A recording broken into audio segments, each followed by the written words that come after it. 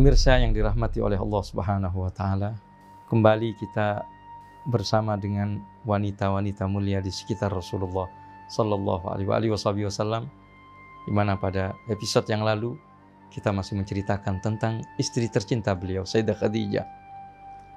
Setelah turunnya wahyu, pertama kali manusia yang beriman kepada Nabi Muhammad adalah Sayyidah Khadijah.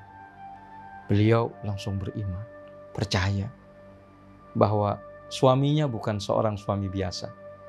Memandang suami sebagai seorang nabi yang mulia.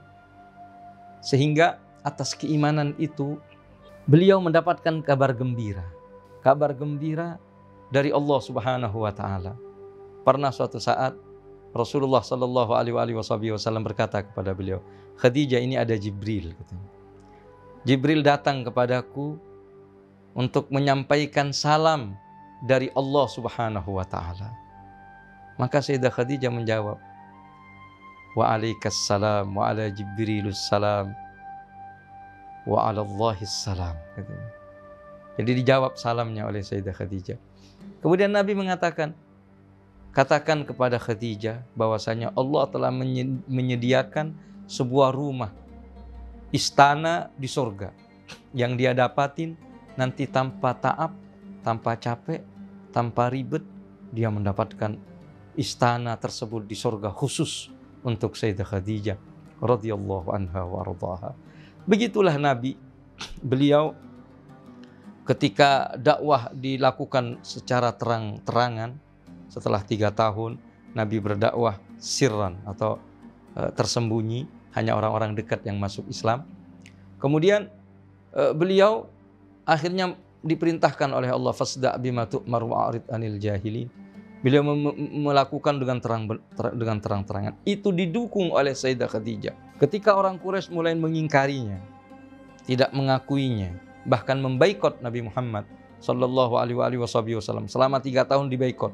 Tidak boleh berjual beli, berkomunikasi dengan Bani Hashim, bahkan bukan hanya Rasulullah sallallahu alaihi wasallam. Sayyidah Khadijah yang merupakan wanita kaya saat itu menghabiskan hartanya untuk membantu Nabi Muhammad.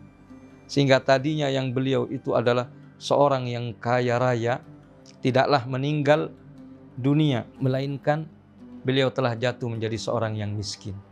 Sebab hartanya digunakan untuk perjuangan sang suami, yaitu Rasulullah sallallahu alaihi wasallam. Bahkan di dalam sebagian riwayat, terlepas ini riwayat sahih atau tidaknya, itu dikatakan ketika Sayyidah Khadijah akan meninggal dunia, beliau tidak memiliki selimut yang untuk beliau pakai, yang sempurna. Ketika dipakai menutupi kepala, ini kakinya yang tidak tertutup, dalam kondisi musim dingin. Akhirnya beliau wafat, yang membuat Nabi Muhammad sangat sedih. Sehingga tahun di mana Sayyidah Khadijah wafat itu dijuluki dengan Amul Hazan, tahun kesedihan bagi Nabi Muhammad sallallahu alaihi wasallam. Dan beliau sangat setia. Beliau tidak pernah melupakan Sayyidah Khadijah. Bahkan dalam Fathu Makkah, ketika Rasulullah pergi ke Makkah melakukan haji setelah penaklukan kota Makkah, beliau senantiasa berkata, "Insibu khimatan inda qabri Khadijah." Saya pengen bikin kemah di kuburan, di dekat kuburnya Khadijah. Sehingga Rasulullah sallallahu alaihi wasallam sering menceritakan Sayyidah Khadijah. Bahkan kalau beliau punya rezeki menyembelih kambing, itu daging-dagingnya dikirimkan ke teman-teman Sayyidah Khadijah. Bentuk daripada kesetiaan Rasulullah sallallahu alaihi wasallam.